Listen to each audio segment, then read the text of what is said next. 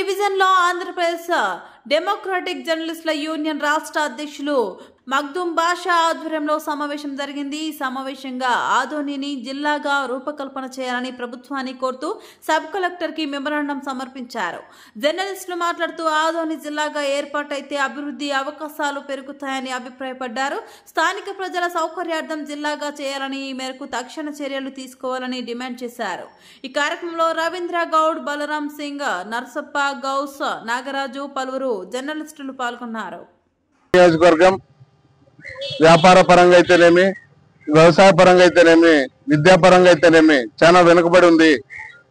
ఈ జిల్లా ప్రకటిస్తే విద్యాపరంగా విద్యార్థులు చాలా డెవలప్ అవుతారు।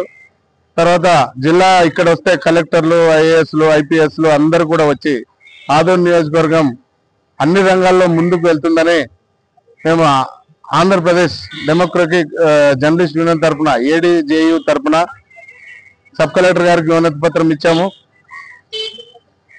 దయచేసి అధికారులందరూ కూడా మా డిమాండ్ను రాష్ట్ర ప్రభుత్వానికి చేరవేసి ఆదోని జిల్లా అయ్యేటట్టుగా అధికారులందరూ మాకు సహకరించాలని ఆంధ్రప్రదేశ్ డెమోక్రటిక్ జర్నలిస్ట్ యూనియన్ అధ్యక్షునిగా ఈరోజు తెలుపుకుంటున్నాను।